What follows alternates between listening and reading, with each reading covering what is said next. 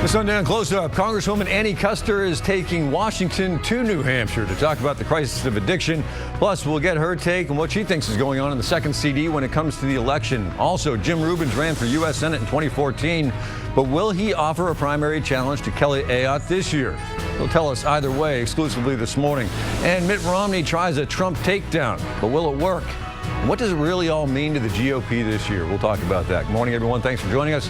I'm Josh McKelvin. Now, this week, yet another poll here in New Hampshire shows that the top issue isn't the economy or education. It's not energy or the threat of ISIS. The number one problem, according to you, drugs and the crisis of addiction.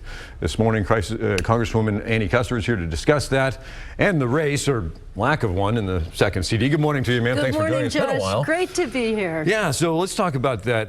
We had the poll that came out this week. I'm sure you saw drugs, heroin, fentanyl, addiction, all still the top issue facing the state.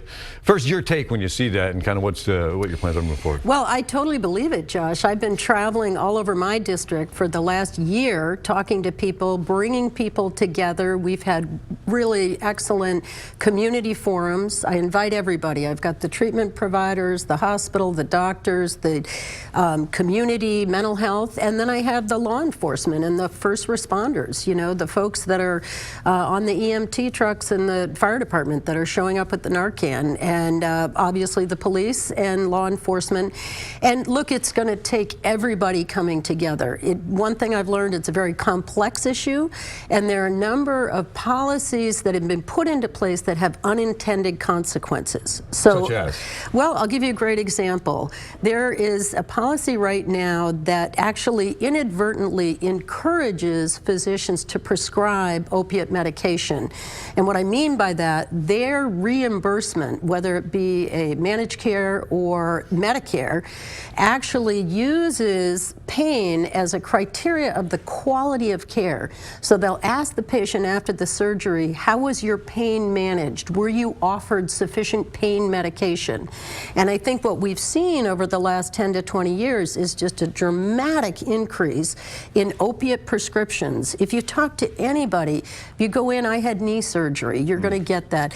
We have teenagers that are going in for wisdom teeth extraction, and they're walking out of there with 30 Percocets, 30 OxyContin. Right. So we've got to make sure that the physicians, the dentists are not encouraged to use that medication because it's going to be taken into consideration in their reimbursement. And we've got a bill, a bipartisan bill with my colleague Representative Mooney from West Virginia that's going to unlock that. We're working with the AMA, and we've got a number of bills that we're going to be working on to make a difference on this issue. And we're taping this on Friday, airing on Sunday, but today, being Friday, you have a field hearing subcommittee that you brought up from Washington, D.C. to talk about this in the area of the Veterans Administration. Absolutely, and thanks so much for giving us a chance to tell people we're having a field hearing today. We've got my Veterans Affairs Committee. It's Again, called, this is airing Sunday, remember that. Thank you. On Friday. The Oversight and Investigation Subcommittee coming to New Hampshire to talk about opiate prescriptions, but more importantly, pain management. I'm really proud of the fact that White River Junction VA and Manchester VA are on the cutting edge of trying to reduce the opiate prescriptions, use alternative remedies for pain. People live with chronic pain, and 50% of veterans live with chronic pain. And what we need to do is give them alternatives to medicine, to opiate prescriptions that are highly addictive. They're using acupuncture, they're using yoga and wellness and meditation and physical exercise, a whole range, and obviously mental health therapies. What I've learned is that a number of 4 out of 5 heroin users have a co-occurring mental health illness. And so we need to make sure that we're treating the source of the pain and not just throwing opiate medication at it. No, this is certainly a component, but a lot of times, I mean, the medical industry, to a certain degree, doctors, providers are feeling like, hey, we're not the bad guy here. We do have to treat patients who have legitimate pain. Absolutely. And this is what we have for resources here. At the federal level, are you satisfied that there's a recognition of what kind of threat this is posing and that it's coming over the border? The fentanyl, the heroin itself, is enough being done? Absolutely. In fact, today I just had a chance to say hello to our new U.S. Attorney, Emily Rice. We're going to be getting together. I've talked with law enforcement about the interdiction efforts. We've got the FBI, we have task force involved. New Hampshire members of our police corps are involved in this interdiction, but we've got to do better. We've got the Attorney General, Joe Foster, is on our committee, on our hearing panel today to make sure that we are doing everything we can. And part of this, Josh, is resources. There's a bill in the legislature right now in the U.S. Senate that they're working on, and we've got a similar approach in the U.S. House for emergency funding, because all of this is going to take resources. Right. You know, you talk to the mayors, the mayor of Nashua, who I've had a number of discussions with. He's pulling people off of other crime prevention or other work that they do in the community because they need to address the drug issue and the crime that comes from that. You know, it affects everybody in the society because we've got burglaries, we've got, you know, thefts. I've talked to so many people in recovery, and they talk about when they reach their lowest point, you know, stealing cancer medicine from their grandmother. But the other thing that New Hampshire needs to do better is treatment, and I want to make sure that we expand treatment, and I'm working on a number of projects around the state to get them the funding to expand up north in Bethlehem, down in Nashua. So the hearing today will be about what we're doing for veterans, but really it's going to be a learning opportunity for the civilian community as well. And I'm very proud and excited to take a leadership role on this. I want to get you on one other thing and then talk about the 2016 race to climate. We only have about 5 minutes to go. Sure. But news this week came out with the arrest of Republican activist Jerry DeLemus. Obviously, come from two different views, philosophically and politically speaking. But a lot of people are out there very concerned that this is government overreach. He went out to the Clive Bundy Ranch a few months back to the grazing rights. You know the whole deal. I can't go over the whole story. Yep. Is there anything about this that's concerned you? Well, look, I'm probably one of those people in political life that wants to be concerned about overburdensome government regulation and overburdensome government role. By the same token, we can't have citizens just taking over our, you know, national parks, our national monuments, that type of thing. So we've got to find the right balance. We've got to make sure that we keep the community safe. I think that's really important. You know, we were putting law enforcement in harm's way with that situation, and there was a lot of people in harm's way. That was a dangerous situation. Yeah, it definitely was, and I think we're all very lucky that we didn't end up with loss of life out of that situation, or worse, you know, more people. We've had some worse situations in the past, so I think it's something that law enforcement needs to be very attentive to. I'm also following it with this whole Black Lives Matter, and you know, all across the country. Certainly, my colleagues in other parts of the country are dealing with this. The safety of our communities is really important.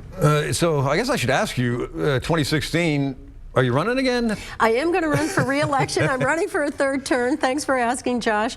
You know, I'm really focused on my work right now. I'm taking a leadership role in this heroin issue on a national level. We've started a bipartisan task force in the House. I'm proud to say it's a very bipartisan issue. There's no pro-heroin lobby in New Hampshire. This is something we can really make progress on. And we've got over 70 members involved in this now, and we've got a whole range of legislation coming up that we'll be working on. So I'm really active in my job. I appreciate the opportunity, tremendous honor to take this on for the people working with the veterans, proud of the role in the Veterans Affairs Committee and on the Agriculture Committee. But yes, come the summer and headed into the fall, I'll be back in campaign mode and be happy to talk more about it. I mean, you got to be looking around at this point thinking. I don't have an opponent yet. I don't have an opponent yet. And, you know, I don't take these things for granted. Look, at the national level, you got to admit, it's a little uncertain right now. So I take this seriously. I've been fortunate to have very strong grassroots support. And so really, you know, I can focus on my job, but I have a lot of supporters that are there and ready to go and raise the resources, you know, $7, $12 at a time online to make sure, because this is a big issue for people. This campaign finance reform, I feel very strongly about it. And I think we've got to give our government back to the people. And so that'll be one of my messages just next fall. One more question for you, and I got to get your take on it. Sure. I mean, you've seen everything that's going on from Donald Trump and the infighting within the GOP. Most of it directed to Trump. Bernie Sanders and the energy that he's created in the party. A lot of energy, a lot of new voters. Yeah, I mean, everybody said, well, it just shows how angry everybody is. Do you think that's it, or do you think it's a little bit more? It's interesting. I mean, anger, that's not particularly constructive. I think what people are concerned and they're frustrated with the system that we have. And look, I told you when I first went to Washington, Congress was broken. It's a pretty low bar that keeping the government open, really, that was the best we could do. So I'm really excited about the change that's coming in Congress and more bipartisanship, people working together, less politicizing everything. And again, this campaign finance reform issue, I think that's strong on both sides of the aisle, frankly. I think people are sick and tired of having, corporations have a voice. The Supreme Court gave corporations a voice that felt as though it took the voice away from the people and the voters.